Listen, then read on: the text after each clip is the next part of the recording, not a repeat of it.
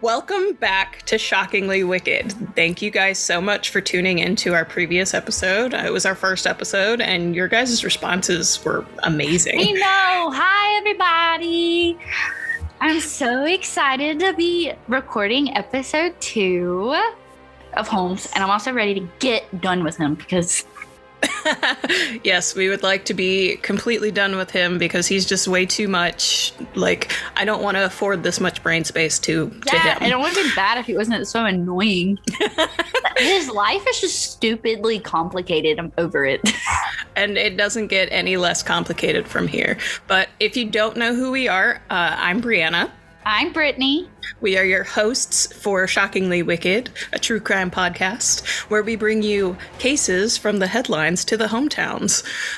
So Britt's going to give you a quick recap of our previous episode, and then we'll go ahead and get right into part 2. As you guys can see from the title, we're doing part 2 of H.H. Holmes. If you don't remember last week or you didn't listen to that first episode, you probably want to go listen to the first episode because you're going to be a little confused because there's no simple way to discuss H.H. Holmes.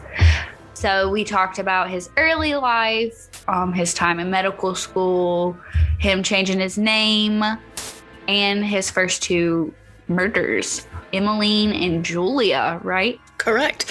Technically, we can say 2.5 because there was also a child murdered in there as well. Yeah, and Tom. Yeah. That's assuming Tom was murdered, but, you know, we're saying Tom was murdered. We're going to say Tom was murdered because who's going to check me, huh? Yeah, I was about to say nobody can tell us otherwise. Who's going to check us?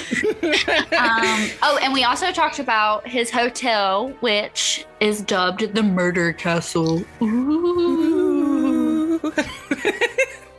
We're obnoxious, so sorry. So, I mean, I'm not sorry. This is who we are. Yes, it's part of our charm.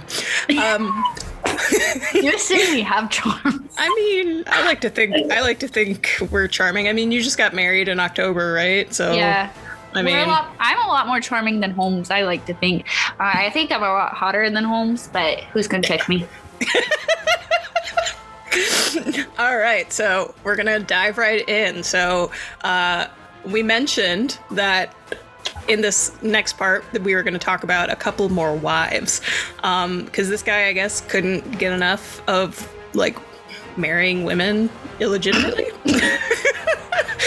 Well, okay. I guess it's better than the latter, marrying children. Well, yeah, true. Or just murdering the women. So, I mean, he did do that.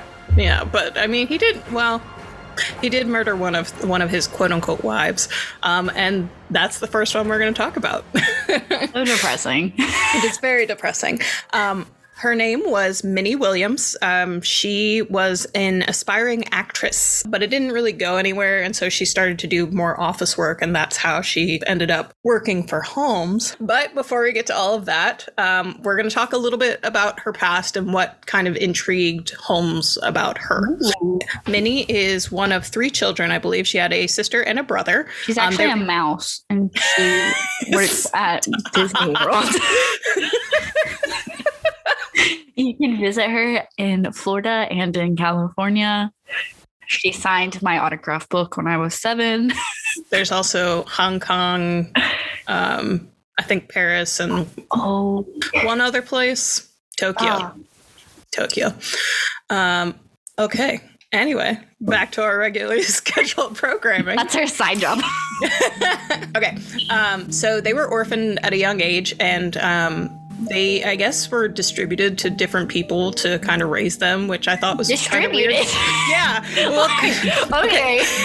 Okay. So, like, her sister went to somebody else, her brother went to somebody else, and then she got taken in by an uncle who became her legal guardian. So it was just kind of like, did they just not have the financial needs to take care of all 3 of them at the same time, or what? Like that, I thought it probably wasn't super organized considering it was in the 1800s. I mean, that's fair. I don't know if the adoption ways are the same. Probably not, but yeah, I would highly doubt it. And if they are, I have some questions. Okay, so when the uncle died, it wasn't like close to when her parents died, but eventually when the uncle died, she inherited his property and I guess a nice chunk of change. So she got that money, which obviously we know Holmes is very fascinated by. Money hungry. The book I was reading, I mentioned it in our last podcast, but it was called The Devil in the White City by Erik Larson. It mentioned that they had previously met in Boston before she came out to Chicago. So it wasn't like they didn't know each other. The thing is that when she met him in Boston, he was under the alias Harry Gordon. So she didn't know about his H.H. Holmes name until she came to Chicago. How do you explain that? how does that get brought up? Oh, I know we met when I was Harry Gordon, but here I'm actually H.H. Holmes. I mean, that's kind of what he did. Kind of like Batman. Yeah. Let me see. She knew him as Harry. They had kind of had almost like a long distance relationships of sorts, where they would like write letters to each other and he would go to visit her and whatnot. But that eventually started to dwindle, I imagine, as he got too busy with his murdery stuff. Side hustle, you know how things, you know how it be. He had some business to take care of. But because the World's Fair was happening, the city, and then she also knew that he was in Chicago, so both of those facts made up her mind to move from Boston over to Chicago. So initially she got a job at a law firm as a stenographer, which is the same thing Emmeline was doing. And she wrote a letter to Harry Holmes to tell him that she was going to be moving to Chicago. And so he convinced her to work as his personal stenographer instead. And, you know, if he wants you to work for him, it's probably not a good thing. Don't work for him. His explanation, so this is a quote directly from the book. It said, "But he imposed a curious stipulation. Minnie was to refer to him in public as Henry Howard Holmes, an alias, he explained, that he had adopted for business reasons. She was never to call him Gordon, nor act surprised when people referred to him as Dr. Holmes. She could call him Harry at any time, however." Okay. So he's basically making it out to be like Harry Gordon's his actual name and that H.H. Holmes is an alias, when in reality they're both aliases for Herman Webster Mudgett. Oh, yeah. Oh, Mudgett. Who wants to be named Herman, I guess. So that's valid. One thing that I found interesting was that she was described as being pretty plain, like looks-wise, which compared to his past victims wasn't necessarily somebody he would typically go for. You know, she was blonde. That's a good question. I actually don't know. I know in one of the like documentaries I watched, she was portrayed by somebody who had red hair, but the description that was in this book mentioned she had dark eyebrows. So I don't know if that means that her hair was dark too, because I've seen people who are blonde who have dark eyebrows, you know? Yeah, that's fair. Basically, she was kind of plain. She was short. She was kind of on the heavier side. But let's be real. He probably knew she had money. Yeah, that's definitely the main reason why he was enticed by her. Like, I have no doubts about it. Yeah, so he said, "Hey, girl, come back with me to Chicago." Yeah, and she was also described as having like a baby face and being kind of naive as well. I think he definitely took advantage of the fact that, one, she had money, and two, she was naive, so she would kind of believe anything, you know? That, and she probably, not saying she was ugly, but she probably didn't get many men interested in her. That's also possible, yeah. So he probably took advantage of that as well. Mm-hmm.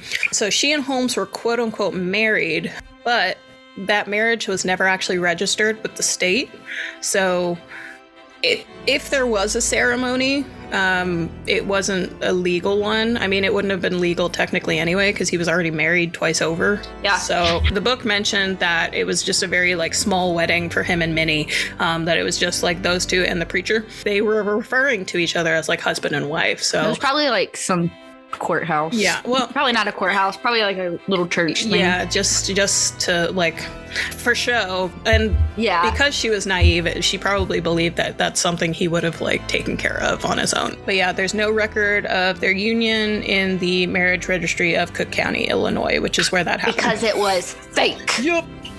But after they were married, he had convinced her to transfer the deed to like her properties in Fort Worth, Texas, to an alias, which he later transferred to Benjamin Pitzel under another alias. And if you guys don't remember Benjamin, he was the alcoholic that we spoke about in the first episode. Yes, he was the one who basically brought one of the other victims, Emmeline Segran, to Holmes's attention. Yeah. He was his right-hand man, essentially. Up until the very end. Yeah.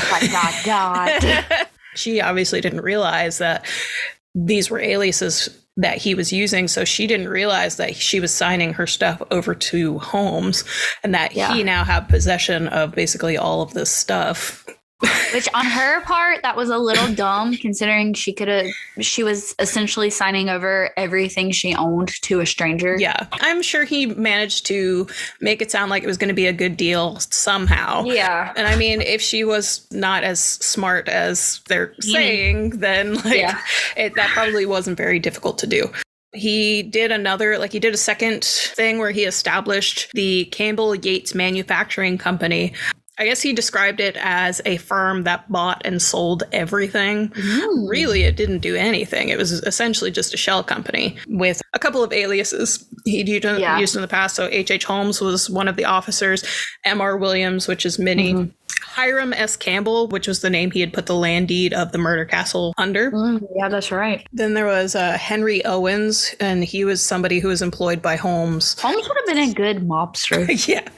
And then there was A.S. Yates, who is supposed to be a businessman living in New York City, but he also did not exist.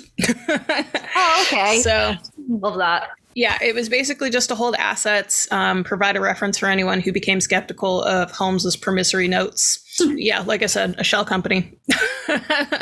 Before that became popular, I guess. He probably didn't pay taxes. Oh, most definitely not. Henry Owens, he signed an affidavit later swearing that the secretary of the company, he had met both Yates and Campbell. He did this because he said that Holmes persuaded him by promising him his back wages, and that, quote, I candidly believe that he had a certain amount of influence over me. While I was with him, I was always under his control. And then he also said he never actually received those back wages. So Holmes made promises, he never followed through. It's like shocking. Yeah, are we surprised? Yeah.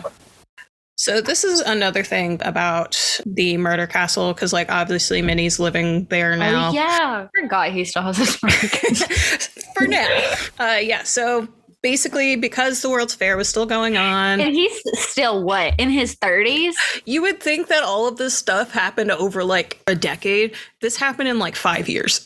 This is insane. Keep this in mind. This happened all within the span of 5 years. Basically, even though like Holmes's second and third floor rooms were mostly empty, it said that whenever male visitors came to ask for accommodations, he would basically say that he had no vacancies. He'd refer them to other places. But obviously, once women came around, he would be like, hey, I'm going to slip them on into my murder rooms, you know?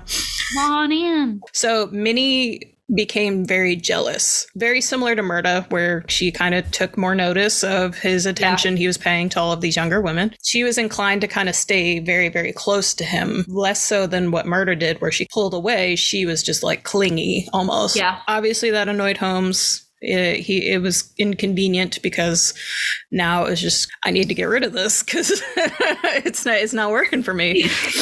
So Holmes and Minnie rented an apartment in the Lincoln Park neighborhood of Chicago in May of 1893. That was mainly so that he could get rid of her from the murder castle, essentially, so that he could kind of just put her off somewhere else so she wouldn't be constantly like in his business. Yeah. Which is something he does a lot. Yeah. And then Minnie's sister came to visit. Her name was reported in different ways. Like I saw Annie, Nanny, and Nina. Okay. So like I mostly saw Annie and Nanny, so I'm assuming it's one of those. Neither of the Williams sisters were seen alive after July 5th of that year. Oh, so he killed her sister too. That's what people think. Minnie's sister, Nanny, whatever, she was skeptical of the romance when she came to visit. We'll call her Annie. Yeah, we'll call her Annie. She was skeptical of the romance because, one, it was advancing very quickly, obviously. Yeah. So she also kind of knew that her sister was just very sweet, very naive. She was too trusting. Yeah, so she didn't think that it was possible for someone like Holmes, who is, again, described as charming, handsome, all these kind of things for the times, why he would have gone after her. She was skeptical. She was like, got my eye on you. Yeah, although that's a mean thing to say about your sister. Like, you're not pretty. Like, you're kind of on the ugly side, girl. Yes. I don't know if he's going to want to date you. Yeah, exactly. I don't think we have any details of like how he did it. He probably like chloroformed her, to be honest. I wouldn't be surprised. Actually, in his memoir, which I have read since our last episode. I know. This is my round of applause for Brie. She'd be going the extra mile. So I was reading it up until like right before we started filming. So anyway. She was also eating a bell pepper. Yeah. I mean, listen, I have to multitask and I'm not very good at it either. So I was eating a bagel, so it's fine. Okay. So in his memoir, his explanation, let me just say his memoir, load of crap. Just gigantic load of bullshit. Which you expected, because he's a pathological liar all the way up until his dying day. Yeah, I absolutely believed that it was going to be full of crap, but I didn't realize how full of crap it was going to be. You're like, it's essentially, I just wasted my time reading this because it's a book of lies. Yeah, he basically tried to pass off all of the murders that he committed of Benjamin Pitzel, which we'll get to next, and his kids and a couple of other people onto Minnie Williams, who he also killed. But he saying that Minnie had run off to London or something like that and was living there with some guy named Mr. Hatch, who is, from all accounts, just completely fictional dude that he made up to be the boogeyman who had killed the kids of Benjamin Pitzel. So it was basically him just making up all of these excuses as to why he didn't kill anybody. He was a totally innocent party. Oh, bull. He also said that Minnie killed her sister because she was jealous of the attention that she was giving to Holmes. Bull. He claimed that he helped her clean up the crime scene, so to speak. But yeah.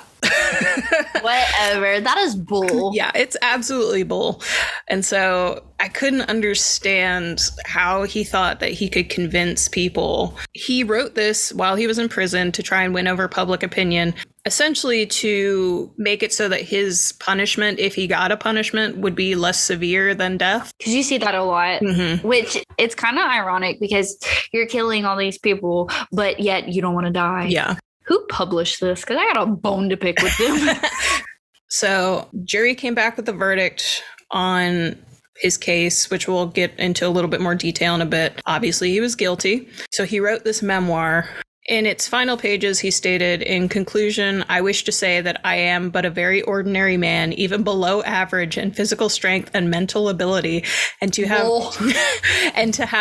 planned and executed the stupendous amount of wrongdoing that has been attributed to me would have been wholly beyond my power," which I imagine must have hurt him really, really badly to have to write, because I imagine he thought very highly of himself. Like Herman, who are you kidding? But yeah, he asked the public to kind of suspend disbelief. I know he had secured a deal with somebody to like publish his memoir, because I imagine that he had a lot of money. Yeah, and I imagine that there was a whole lot of hysteria around the case too. So it's like any publishing company who wanted to make a whole bunch of money was going to take their chance to publish a book by this alleged murderer, you know? Yeah. It's kind of like how newspapers nowadays, they want to be the first person to publish a story. They don't necessarily care if it's accurate. They just want to be the first one, because then they're going to get the most clicks. Well, probably most newspapers. Yes. I don't think they have clicks in that. Well, you know what? I was talking about now. It's fine.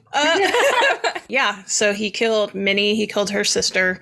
In his memoir, he blamed Minnie for killing the sister and then claims that she's still alive, living in London with a fictional dude named Mr. Hatch. Ooh, with Emmeline and her husband. Yes, he just likes to send people to Europe. Well, it's because it's just like, you're not going to be able to find them, so you can't fact check me.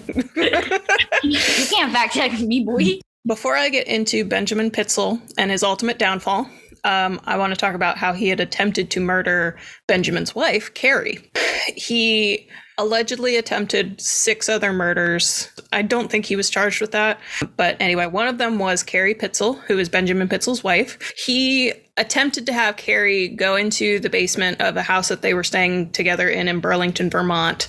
I believe this was after he killed Benjamin. Okay. And I'll kind of detail a little bit about this later. But after Benjamin was dead, he was like moving Carrie and the kids around to other places. And I think it was kind of a game for him. But anyway, they rented this house and he wanted her to go into the basement to have her retrieve a bottle of nitroglycerin, which is a highly explosive compound. Oh, they just have it in stock? Well, I think it was used in medicine to some degree. I don't know 100%, but he assumed that Carrie would just handle it carelessly and then end up blowing herself up. But Carrie was kind of suspicious, so she was like, I'm not going to do that. So basically, that's the only reason why she didn't die, was because she, rightfully so, was suspicious of him. As she should be. Good for her. Problem is though, she was charmed enough to allow Holmes to take 3 of her 5 children in his custody without her being present. Oh, okay. Well, I guess was Benjamin and Holmes like good friends? They knew. Yeah, so they knew each other really well. Benjamin Pitzel was essentially Holmes's right-hand man. The two became very, very close while Holmes worked in the chemical bank building on Dearborn Street. Benjamin had agreed to help him with an insurance scam.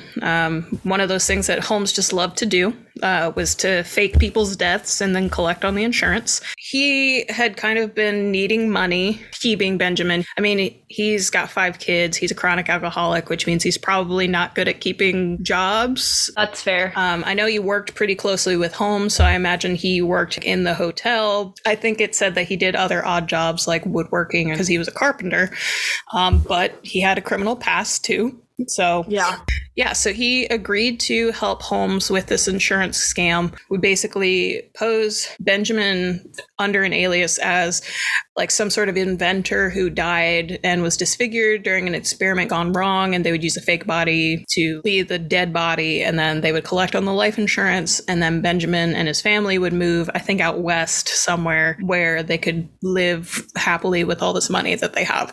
But Holmes got greedy because this insurance policy was valued at $10,000, which I'm sure back then was equivalent to about $318,000 today. Okay, yeah, because I had to look that one up because I was just like, I mean, I know $10,000 is a lot of money now, but would I murder somebody for it? Yeah, and so I mean, I might murder somebody for $318,000. I mean, that was a joke. Legally, yes, legally speaking, that was a joke. Anyway, he basically agreed to do this. Holmes got greedy and decided to cut him out of the whole thing altogether. But obviously he didn't tell Benjamin that, because Holmes's part was supposed to be securing the fake body to switch out with Benjamin's actual body. Yeah. So he made it seem like he had actually secured the body already, when in reality, like, the body was Holmes. No, Holmes. Pitzel. The other guy. The other piece of garbage. And so around this time, Holmes was starting to get questioned by a lot of people. Like, these women who disappeared, their family members and their friends would come around and start to ask questions because they were like, you're the last person who has seen this person. Where is she? Exactly. Like, where are they? And he would make up all these excuses. But then there was also creditors coming to collect on debts that he owed because remember, he doesn't pay his bills. No bills whatsoever. So he basically was deciding that he was going to start collecting on all these scams, build up some money, and then leave the state. So he set fire to the top floor of his castle. Oh. Blaze did minimum damage, but he filed a claim for about $6,000 on the policy. But the investigator, he was suspicious of arson, so he started to do more of an investigation. Holmes didn't actually collect on that money. Since he was doing this investigation, he was familiar with Holmes, and so he couldn't go and collect this money himself. So he had hired one of his accomplices that we mentioned last time, who would articulate the bodies. He hired him to go and claim the money. But I think by that point, he was kind of wary as well of Holmes, so he didn't end up doing it. It also says the guardians of Minnie Williams had dispatched an attorney to look for Minnie and to protect the assets of her estate because, like we said earlier, Holmes had her sign over her things to him, and then Annie's guardian had hired a private detective. All of these things were kind of culminating all at once. Like, it's starting to get suspicious. Yes, basically. So it looks like altogether he owed creditors at least $50,000. And that was that time's money. So if you kind of probably like $1 million. Yeah, it is probably around there. So that's a lot of money to owe. Yeah. Plus, when you have people looking into you for that, they might find some little suspicious things in your murder castle basement, you know? Yeah. The gas lines. Yeah. Just little things here and there. The vats of acid, you know. The casual things. He was kind of working with the creditors a little bit, but he was just trying to get some information to see how close they were to deciding to arrest him. And because he found out that they were kind of leaning more towards arresting him, he decided to flee. I think he went to Fort Worth, Texas, which is where that property of Minnie's was. Yeah. Once he got there, he had plans for the property. He planned to build like another similar type of castle that he had in Chicago. But I don't think he ever actually got around to building it, or he didn't finish building it because he couldn't secure enough money to do it. Because I guess nobody would really like loan him money, which because he owes just valid. I think during the insurance investigations, they went to the hotel to try and find him, but they found he wasn't there because obviously he had booked it out of Chicago. But they decided to investigate, I guess, to go around the building. And this is like after he set it on fire. Yes. So This was while they were investigating, right around the time that he had initially left Chicago. But we got to set the stage before we can talk about how he was actually caught. He left in July of 1894. And that was the same time that these insurance companies were like, oh, there's some fraud here. So they decided to search the hotel themselves. And that's when they discovered some of the booby traps that he had in the hotel. Yeah, let's not catch the dude for murder. Yeah. Let's catch him for trying to get money illegally. Yeah. And so like they found all of these things in the hotel while they were searching, but he didn't actually get arrested until later. In July of 1894, he was actually arrested and jailed in St. Louis, Missouri for selling mortgaged goods. So another scam. Yeah. While he was behind bars, the moron that he is, that was the time that he decided he was going to do the scam to collect on life insurance after his release. But because he had already done these scams so many times, these companies were already wary of him, he decided to... somebody else do it. Because they're going to be like, dude, you call in a death like every 30 days. Yeah. But while he was in jail, he told his cellmate about this plan. Are you serious? Yeah. What? So the cellmate was Marion Hedgepeth. He ended up ratting on him because... like I said, this moron talked about the insurance scam that he was planning. Idiot. Although at the time, he was under the alias of H.M. Howard, which I guess is also the alias he used when he was marrying Georgiana. So I think that's... he's getting less and less creative with these aliases. Yeah, I know. This eventually ended up working in favor of the police because he ratted on him about having this plan with this insurance scam. And then he ended up carrying it out with Benjamin Pitzel. And so it's like, oh, well, that connects those dots, you know? Benjamin Pitzel came along with them. And then also his new fiancée, Miss Georgiana Yoke. So she was his last and final... I don't know if they actually got married. Holmes says in his memoir that they had gotten married. He's full of shit. Yeah, he's a liar. So how much can we actually like genuinely believe him? He allegedly married her in 1894, married in Denver, Colorado. So at this point, he's like going all over the states. So just keep that in mind. So I might say he's in one place, one point, and another place at some other point. And it's like, yes, he did a lot of traveling because he was running from the law. Quite literally. He and Georgiana had only known each other for a very short amount of time. I think it was just a couple months before they ran off to Denver to get married.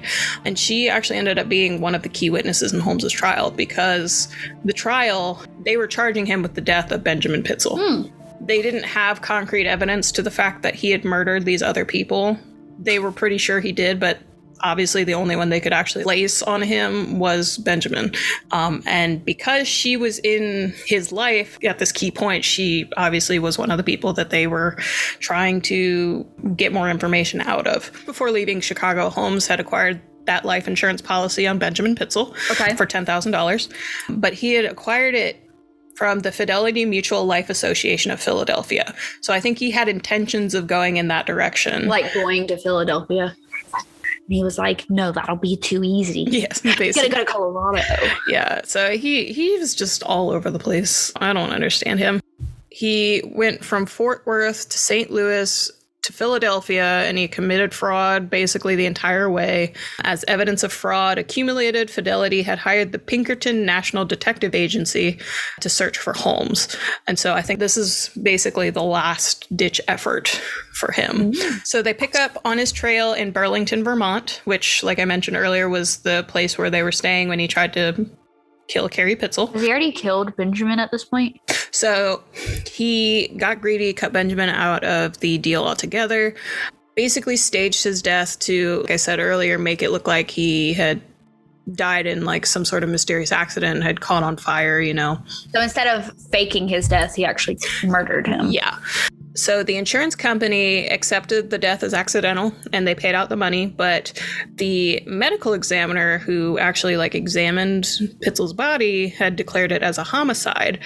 And that's when the insurance fraud became suspected. How did he kill Benjamin? He knocked him out with chloroform before setting him on fire with, I think it's benzene is what it is. I just want to know how they thought that was an accident. Like I mentioned before, the original plan was to make it seem like he was an inventor and he died because of like some sort of explosion based off of something he was making. But like, unless the room is completely messed up too, it's a little less believable. Did he kill his kids? Yes. 3 of the children, I believe it was the 3 oldest, Benjamin's 2 daughters, Alice and Nellie, and then his son Howard.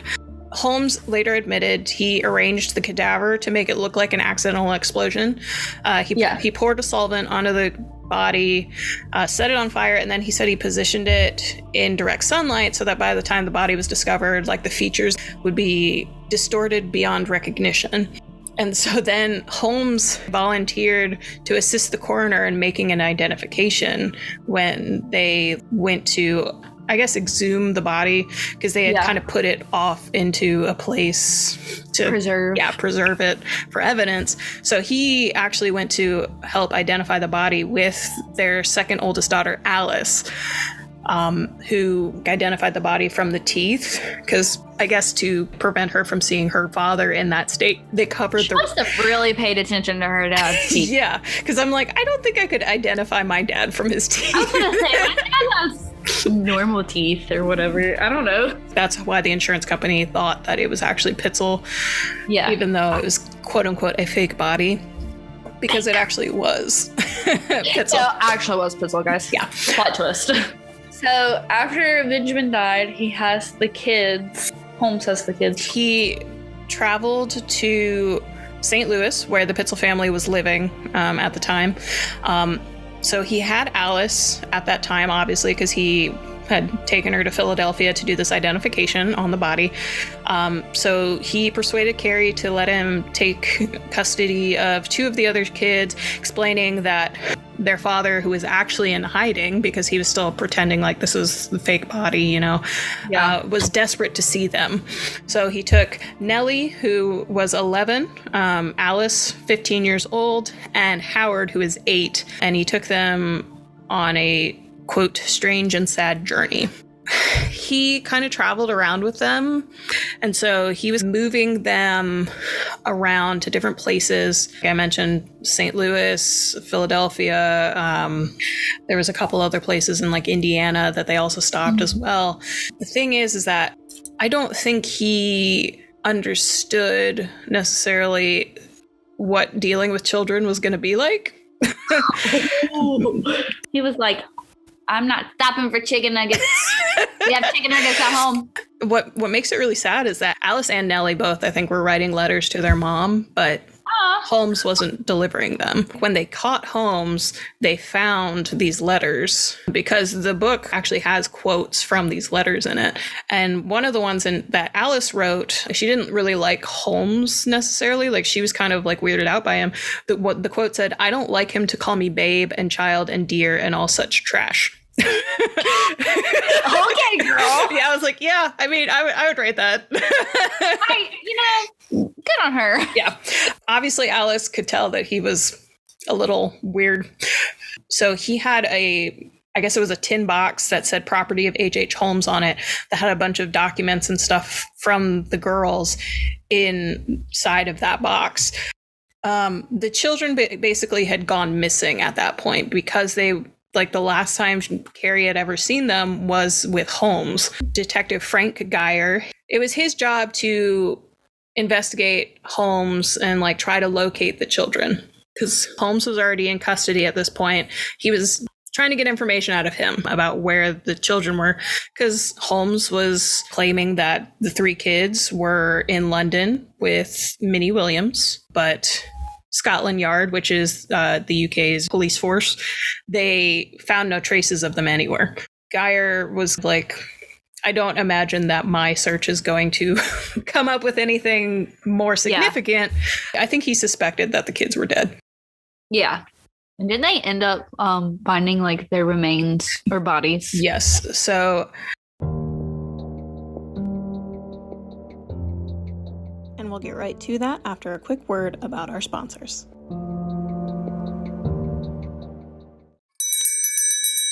If you haven't heard about Anchor, it's the easiest way to make a podcast. Let me explain. It's free. And who doesn't love free? There are also creation tools that allow you to record and edit your podcast right in app, so you don't even need a fancy microphone or anything. Which is so cool. Also, Anchor will distribute your podcast for you, so it'll be heard on Spotify, Apple Podcasts, and anywhere else that you get your podcasts or listen to them. You can also make money from your podcast, and you don't need to have a minimum listenership. It might not be a whole lot at first, but it adds up. Yeah, and who doesn't love money, honey? Anchor is everything and has everything you need to make a podcast all in one place. So go ahead and download the free Anchor app or go to anchor.fm to get started. So when they found the kids' bodies, they were both buried in the same grave, kind of like laying on top of each other. They had been buried nude. Oh, do you think he raped them? I hope he didn't. But the weight of Nellie's hair had pulled the scalp off of her head. You can't see my face, but it's pure disgust. They found out that Nellie's feet had been amputated. And the reason for that was because Nellie was club-footed, so they think that he removed her feet to keep people from identifying her body. But yeah. Because that was a very distinctive thing. And club-footed is when like the foot is turned at like a weird angle, right? I think so. I don't know 100%. That's something I will have to Google. I'm Googling it, guys. Yes, Google it, please, and let me know what you find. Okay, so clubfoot is when, so you have, it's a normal foot, and then it's a normal position, and then the clubfoot is like... Okay, so it's basically like the other, like facing inward? Yeah. Okay. The more you know. Okay. So. And that is Clubfoot, brought to you by Brittany. Mrs. Pitzel actually didn't find out that they had found the girls from the police. She found out by reading the newspaper because the detective hadn't had a chance to tell her before she read it. The way that Mrs. Pitzel identified the bodies was Nellie's hair that had been laid out because that was the only thing that they could really show her from her body. And then it was Alice's teeth and hair. What about Howard? Howard was not buried with them. He, they believe he was chopped up and burned in Irvington, Indiana, because they found charred bones That's weird. He didn't bury them all together. Well, in one of the girls' letters, they mentioned how Holmes was getting annoyed with Howard. So I think he killed him first because he was just petulant, I guess. He was an 8-year-old. I was going to say he's 8. So like he's a kid. He was really annoying Holmes, and so Holmes just was like, all right, I gotta get rid of this guy. When he got to go. So Howard was the first one who died, and then Nellie and Alice died, I think, a couple of weeks later. But what's really kind of sadistic about what Holmes did was that towards the end, before he had killed Alice and Nellie, was that he had Carrie, Pitzel, and the other 2 kids in a hotel just a couple of blocks away from the hotel that the daughters were staying in, would not tell them basically that they were in the same city. I think in Carrie's testimony at the trial, she mentioned running into Holmes inside of a store. Oh, so it wasn't like planned. Well, he had put them in that hotel, but I think he was staying at like a separate third place. I don't know. It was just very complicated, but basically they were all in the same city, but like they didn't know that the other person was there. That is weird. He knew that they were there, obviously. Which makes no sense because he didn't have to take these kids. He could have just gave them back to Carrie. Detective Geyer kind of realized that it was a game he was playing, like knowing that they were all just so close together but not able. Detective Geyer believes that he was getting off on playing these games with the Pitzel family, and it's just like, you already murdered their father and then you go and murder the 3 kids. Like, for what? Because you could have gave them back to their mother. Exactly. You didn't have to take these kids. I don't know what kind of joy he got out of doing this, but clearly he's just a sadistic. I think he's a sociopath, but I mean, I don't have a medical degree. I mean, I don't know if you need a medical degree to determine that much, at least. But while Holmes was in prison, I think he believed that he wasn't actually going to be charged. Oh, like, he thought he was going to be able to get out. Yeah. So while he was in Texas, he became wanted for horse stealing and larceny. That is the most Texas thing I have ever heard of. Yeah. Horse theft. That's what you're going to jail for, my dude. Yeah. So he ran again, but he was apprehended in Boston. And at the time, he thought he was only suspected of the crime of horse stealing. So he voluntarily,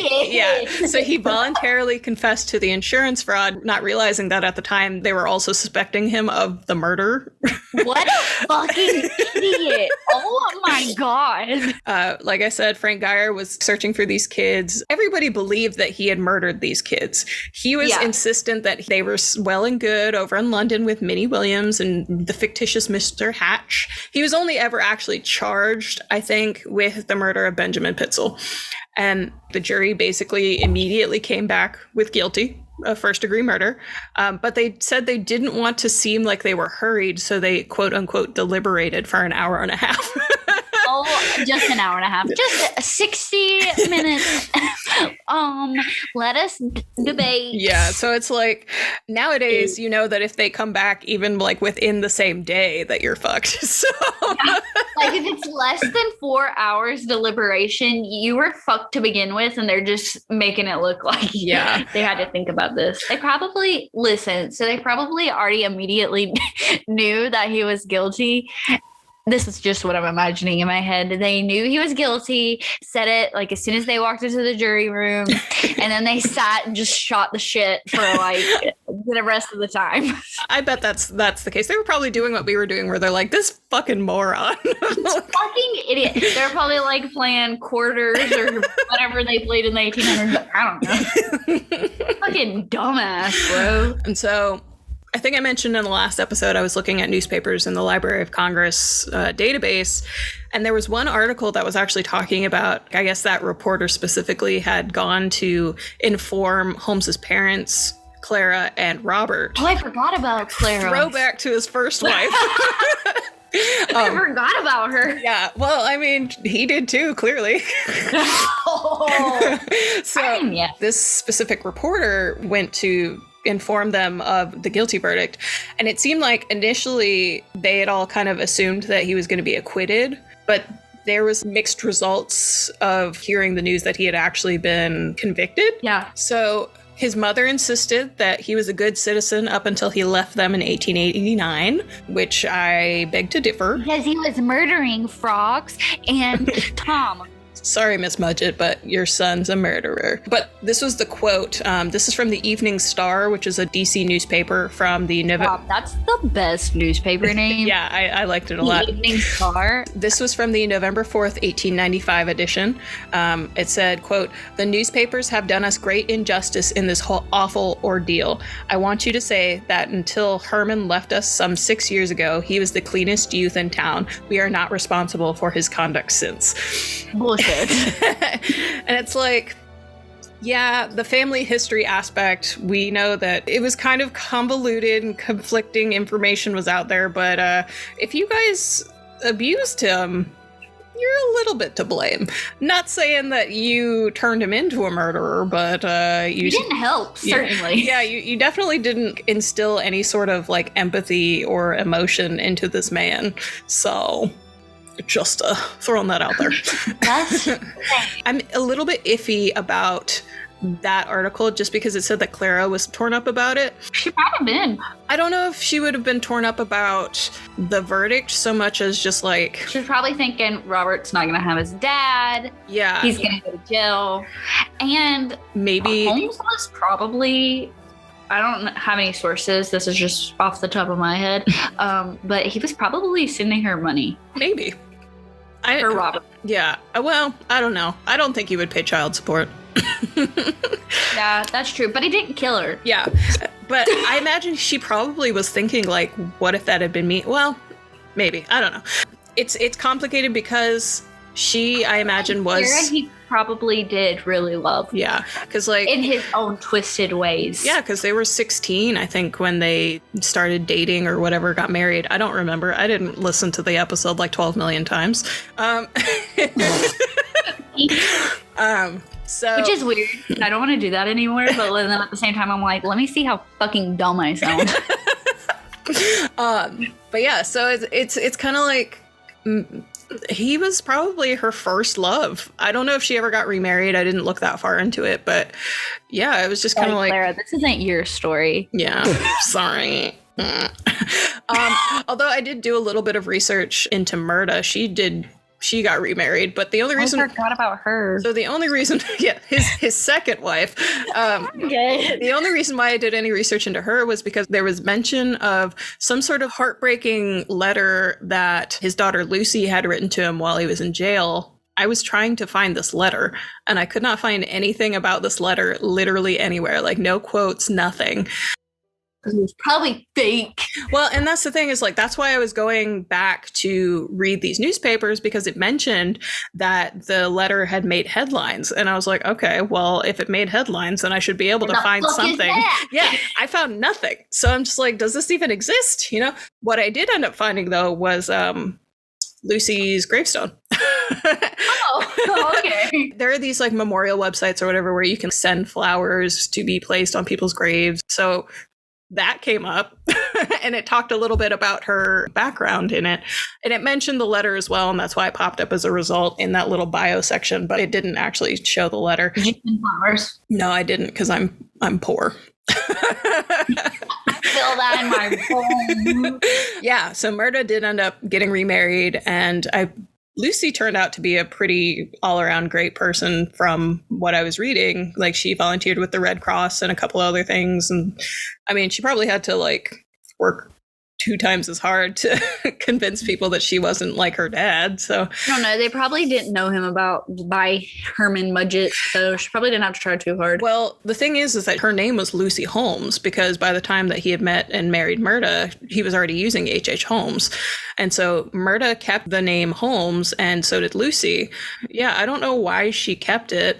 Technically, that's not even, I mean, it is a legal last name, but that's not their legal last name. Well, that's the thing. She didn't actually know him as Herman Mudgett. So Not a lot of people do. Yeah. So to her, Holmes was who he was. Yeah, I was doing a little bit of research on her, but not a whole lot. Did you find anything about Robert? I did not, but I found, we'll talk a little bit about it later, when I mentioned this conspiracy theory stuff. He had a grandson named Jeff Mudgett. So I'm assuming Robert got married, had a family, and Jeff Mudgett is like his... I don't know if it's grandson or great-grandson, because I feel like it would be too... I don't know how old Jeff is. Robert probably had a better life than Lucy. One, because his last name was Mudgett. Yeah. Two, because he's a man. Yes. In the 1800s. Yes. The only... Probably white, so... Yes. So after his trial, obviously Holmes, he decided to appeal. Obviously, he lost the appeal. But there was a private detective in Chicago named Robert Corbett who he made some like victim blamey, rape culture comments. Fuck Robert, dude. Because this was in another copy of the Evening Star from January 22nd, 1896. But he said, quote, Holmes is a peculiar man and his relations with the various young women are the cause of his present predicament, unquote. Because Is he blaming the women? Yeah, basically. He claimed that Holmes never actually committed any of the murders in Chicago and that all of his victims, except for Minnie Williams, are still alive and living in other states. So... Okay, where's your proof, bro? Right? So, like, where's your proof? You can't just be making statements like that with no proof. Yeah, exactly. It's like, show me the Carfax. Carfax. Okay, so he was paid by the Hearst newspapers for his tell-all confession for a total of, at the time, was $7,500, which is about $238.4K today. But of course, most of the stuff he wrote in his confession was nonsense. So yeah, obviously he was sentenced to death. Before he was executed, he had a couple of requests. They always do. It pisses me off. Like, they're just gonna die. Just why are we prolonging this with their stupid requests? Why do they even get requests? Like, I have questions. I think it's supposed to go along with the whole no cruel and unusual punishment type thing. Even prisoners still have rights, yada yada, which, like, sure. Yeah. But maybe not this guy. Like, let's do that case by case. Yeah. He requested that his body be buried 10 feet deep, his coffin be encased in concrete so that nobody could dig up his body for dissection. What the fuck? Yeah. He knows that people did that kind of thing because he now he's did like, it. He's like, they're gonna steal my bones. Yeah. Man. And I think there were a lot of scientific people and just like places that wanted access to his brain because they wanted to examine it or whatever. Yeah, at the time though, I'm just kind of like, what would you have figured out? It's not like not like you have technology. Yeah, you don't have that kind of light bulbs. What? Do they have light bulbs? I don't think so. Because I think at the World's Fair actually, hold on. I'm about to Google this. Google it. Was it Thomas Jefferson? Thomas Edison. Thomas Edison! You got the first name right. When was the light bulb? 1879. They did have light bulbs. The more you know. But I know at the World's Fair, that was when they released like the first movie projector, because back in high school, the only reason I know this is because back in high school, we did like a mock World's Fair for our history classes. And so we had to like pick an exhibit. I've never heard of the World Fair until this case. Nobody talks about it ever.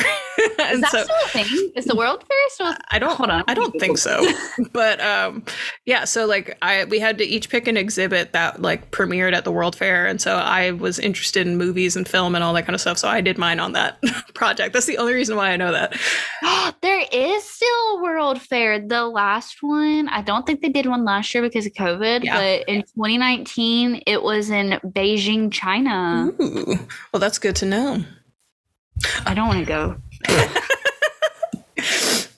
On May 7th in Philadelphia, Holmes Herman Webster Mudgett was...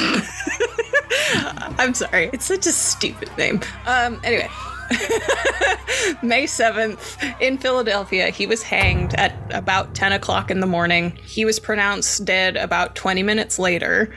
The reason being that the executioner made sure that Holmes's neck wouldn't snap when he dropped because he wanted to prolong his suffering. Shout out to that guy. If I knew him, I'd slide him a 20. The day he died, he was about 9 days away from his 35th birthday. So like I said, Fuck that guy. He did all of this within the span of like 30 years, or not 30 years, wow, about 5 years. Yeah, he came out the womb ready to kill. He came out with the knife and the Michael Myers mask.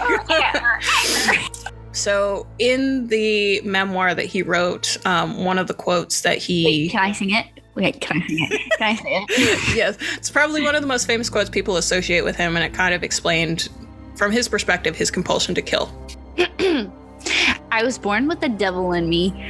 That sounds painful. I cannot help the fact that I was a murderer no more than the poet can help the inspiration to sing. I was born with the evil one, standing as my sponsor beside the bed where I was ushered into the world, and he has been with me since. What? That is fucking stupid. Yeah, so essentially he was just saying that he was born this way. He was pulling a Lady Gaga before Lady Gaga. And I mean, I don't know. There's some belief that these kind of people, like sociopathic people, are born. Some believe they're made, quote unquote. But it's basically the whole debate in psychology circles is nature versus nurture. How much of it was genetic? I disagree though, because I think you're born this way. I mean, I've seen it. You can have perfect life, perfect parents, get everything you want, and you're gonna still commit crimes. Mm-hmm. So do whatever. Yeah. So I think if you're, I don't know, not meant, but I think you have to be a special kind of person to want to murder somebody. I mean, yeah. I mean, I'm not gonna go murder somebody. I thought about it, but I have more. You're gonna come the FBI to listen. You're gonna tune in a couple episodes from now, and it's just gonna be Britt, and she's gonna tell you how to arrest. Today, I'm live covering Bree's case as I have my microphone and laptop, and I sit here in the courtroom. It's funny because my sister, she recommended that we change our name to Not Another True Crime Podcast, and I said that's already a podcast name out there, and so she was just like, well, if you were a real true crime fan, you would murder them and then cover the murder on your podcast. And I'm just like, yeah, okay. Obviously, she's joking. I just want to put that out there. Yeah, let's just put it out there though. So I'm not gonna lie, I came up with this name, but I was like, what is a good podcast name? And I wish that Ted Bundy movie was Zac Efron in it. What is it? It's like extremely wicked, or shockingly evil. Extremely evil, shockingly wicked. No, I don't know. Something like that. It's not. Hold on. Extremely vile, shockingly evil, something like that. Oh wait, hold on. Ted Bundy, Zac Efron. Zac Efron. Ted Bundy. Extremely wicked, shockingly evil, and vile, which is the longest fucking name for. Yeah. Anyways, so I was like, I'm just gonna put the first one and the second one together and hope nobody else says this name for their podcast. I haven't seen it, so I think we're good. I know, I Googled it and I was like, shockingly wicked podcast. Going back to the nature versus nurture thing, I've always been of the belief that it's a little bit of both. Like you said, some people could have completely perfect circumstances and they still end up doing bad things, which 100% happens. But I do also think, at least in his case, if he had abusive parents, that definitely didn't help. No. And the bullies. Yeah, and the bullies. It prevented him from forming significant relationships. It kind of made him emotionally stunted. And I think more so the nurture aspect is the personality disorder part of it. Like, I would 100% say Holmes has like narcissistic personality disorder. Oh, 100%. He thought nothing could touch him. He could do whatever he wanted and get away with it. He was a pathological liar. He repeatedly lied to women. Every single woman that he married, I think he had a different name. He was constantly lying, just did whatever the hell he wanted, thinking he could just do it. Oh, speaking of some conspiracy theories, have you seen where people think Jack the Ripper and Holmes are the same person? I have. And it's funny because it's around the same time. So like, I can understand why people would think that. Because I think it was around the time that the Jack the Ripper murders ended was about the time that Holmes started to become active, I think, in Chicago. So I could understand why people would think that. I don't know. I don't think it actually is, though, because I don't either. I think Jack the Ripper is like 2 or 3 different people. I could see that. When these things are being reported on, a lot of the time well, not a lot of the time, but sometimes you get copycat killers. So yeah, that's what I think. Because anyways, that's for a different episode. Yeah, this is a different episode. We might talk about Jack the Ripper because I have books of Jack the Ripper sitting on my shelf that I haven't read, and I need an excuse to read them. So in high school, I had a creative writing class, and it was like we were doing some kind of poem, and we had to do it on, I don't know, we did it on something, and I ended up doing it on Jack the Ripper, and I thought it was so deep. I was like, look at me. Oh, I think my poem was like, it was like from his point of view, but he was mocking the police. Interesting. I don't know. I did it on my iPad that the school gave me, and then I had to give that iPad back. So. I bet they were very concerned when they... I was like, it's for my creative writing class, because we had to say it in front of the class. And then people were like, nobody caught me. I'm just so misunderstood. I would have gotten you. I would have been like, Thanks. Right on, brother, in the back. Right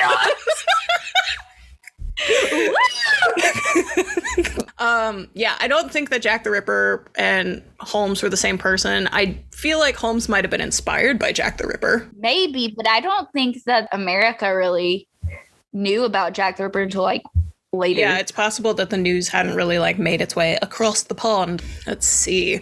Another conspiracy theory. There are some people who believe that he somehow managed to escape being hanged and that he managed to find a fake body to take his place, and he ran away and was just living his life after the fact. However, while I was doing research, an article popped up talking about Jeff Mudgett, who I believe they said is Holmes's grandson. Don't know how old he is, so I don't know if it's grandson or like great-grandson, whatever, where they had Holmes's body exhumed. Oh, you mean they dug it up from 10 feet in the ground in the cement? Yes, and there was actually a fake coffin that was just a little bit of the ways down, just a regular like pine coffin that was meant, I think, as a decoy. Who did this? I want to speak to this person. I have questions. Yeah. Then a little bit further down, they found the cement sarcophagus, which is crazy. They said it took a little while to break into it, obviously, because it's like... What's a sarcophagus? So in ancient Egypt, when they would like mummify bodies, okay, that's what I thought. Yeah, it's the thing that they would put the mummified bodies in. It's like the shape of a person, right? Yeah. What the fuck? He's so extra. I don't know if it was like a shaped sarcophagus or if they just called it a sarcophagus because it surrounded his coffin. Oh, okay. I don't know. They exhumed his body and they tested Jeff Mudgett, his grandson's DNA against the body that was in there, and the DNA and dental records came back with a conclusive link to him. So yes, Holmes died. He hanged. He suffered there for 20 minutes, suffocated. Good riddance. Oh, that makes me think of that Green Day song. I feel like we've talked about this a lot throughout the past two episodes, though, is that he was definitely sociopathic. I want to say bordered on psychopathic as well. There is slight differences between the two. I think that sociopathic's when you can't have feelings, right? Yeah. You can mimic them. Yeah. I think he's sociopathic. You're a little bit more volatile when you're sociopathic, I think is what they said. Whereas if you're psychopathic, you're a little bit more controlled. And I think when you're psychopathic, you can still kind of feel remorse. Yeah. And so I think he had some traits from both. He definitely has the antisocial traits of not being able to like form emotional connections or meaningful relationships, or like he had very difficult time doing that unless the relationship was somehow beneficial to him. Which I still feel like he did actually care about Clara. I feel like he did. In his own weird way, I feel like she is the one that he did care about. He experimented on animals at a young age, so he manifested violent tendencies early on in life. So like we mentioned last time, that's the track that a lot of serial killers and violent people take. They start off with that and gradually increase from there. He had an instability in employment. He was constantly leaving and starting jobs, leaving the state. Not paying his bills. Assuming his father was violent. He had these traumatic experiences. And so I made this note. Holmes himself claimed he, quote, hated his parents and wished they were dead. But I mean, Holmes was also a liar. So it's just like, I don't know, man. And then he was also often described as charming and manipulative. Like, well, he was described as charming, but charming can often be manipulative when it's used for nefarious purposes, which it was definitely in Holmes's case. And then he also had the appearance of a normal life on the surface with like wives and kids and stuff, but he was a stone cold killer, so... Stone Cold Steve Austin! So like he definitely had traits from both sides of it. So, I mean, obviously, dude's dead. He lived over 100 years ago. We can't psychoanalyze him for sure, because we're just going based off of secondhand accounts and then the accounts from his pathological lying ass. So I feel like, okay, so I get why they did, and I wish like serial killers and stuff like this, they didn't give them the death penalty until after they do studies. I feel like with him, it's like, how much of what he says can you actually believe? Well, that's true. And they also didn't really understand serial killers. Because I don't think that was until the 60s. I don't think. Yeah, that's when it definitely became more prevalent. Yeah. At the same time, Holmes is credited as being America's first serial killer. I'm sure that there were probably others who people weren't aware of at the time, but I mean, I imagine back then, especially, it was more so like there were laws and all that kind of stuff were based. There were laws. Yes, there were laws back then. No, but laws were kind of based more on morality.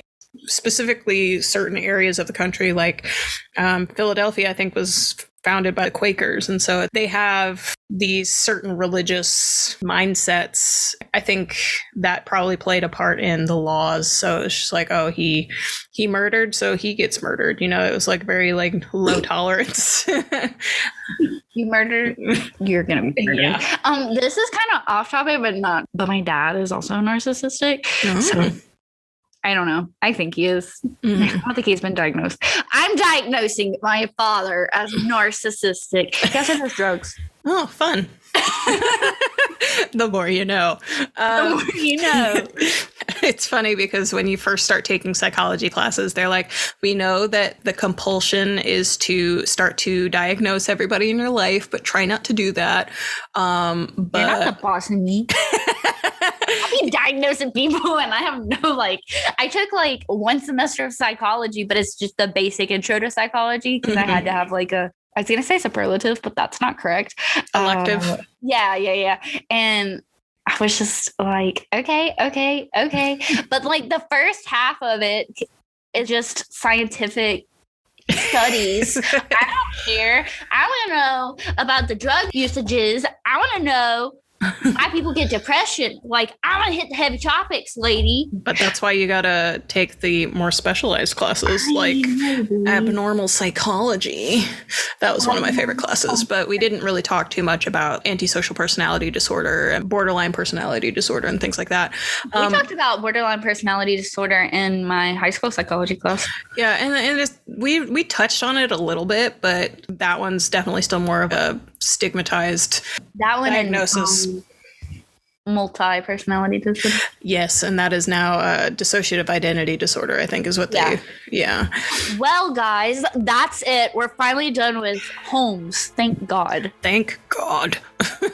So sick of him. Yes, so we've covered his multitude of wives, his harem of wives. We've covered his primary victims, but that was not an exhaustive list. There are potentially many, many more. I think they said the most was 200. Yes. So the highest estimate they had for how many people he killed was about 200. He only actually confessed to 27, but a lot of the 27 he said he murdered were still alive. So we'll never actually officially know. Well, next week will be my episode. Yes. I'm not going to tell you because I don't want you guys to know. It's a surprise. But basically going forward, we are going to be taking the reins separately on episodes. We'll also do occasional bigger cases where we talk about stuff together. I know we want to do the West Memphis 3 at some point. Yes. And the one that I'm looking into actually happened relatively close to where I live. I think it was 20 minutes from where I currently live. So, yeah, that should be interesting. We're going to try to see if we can get some interviews in here a little bit. Yeah, I did message somebody involved with my case. I don't know if they're going to read it, but I don't know if they're going to want to come on. Mm-hmm. I would be so ecstatic if this person did, but don't want to say too much. Yes, so you'll just have to tune back in next week and find out. So thank you again, guys, for tuning in. We really appreciate your enthusiasm. Hopefully you enjoyed the second part of this episode. And if you guys have case suggestions, like if there's some cases that you definitely want covered, feel free to message us on our Instagram or email us. Or I know last week we said that we didn't know if we wanted to do Facebook, but we did start a Facebook group. So yes, Shockingly Wicked Podcast, feel free to join. We want to emphasize it's a group and not a page. Yeah, you have to actually submit, but it's just easier for us to monitor it this way. If it was a page, it would be kind of out on the open. Yep. And we want it to be a safe place for people to discuss the cases. Mm-hmm. That's a little harder to do on a page, but it is a group. It's a relatively small group as of right now, but feel free to join it. You can interact with us personally on there because we're both members. Yeah. You can leave case suggestions there as well. You can also submit, I believe, a voice message through Anchor. So if you wanted to suggest some cases that way or leave a review, don't yell at us because that's mean.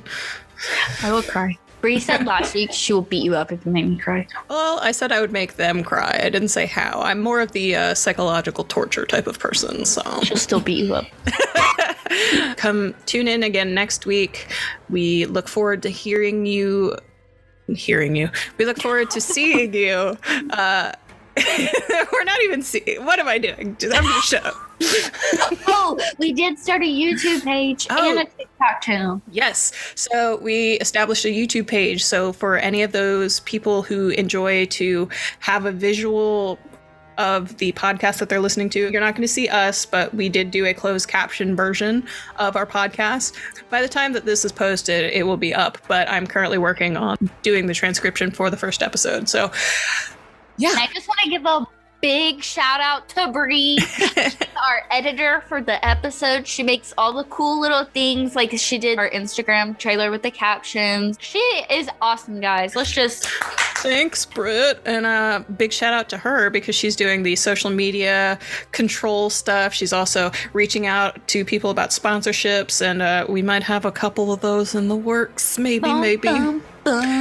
So tune in again next week where Britt will be leading the episode. Find us on Instagram at Shockingly Wicked Podcast, on Twitter at Wicked Podcast 1, on YouTube and Facebook, and I assume TikTok. It's all just Shockingly Wicked Podcast. Is that correct?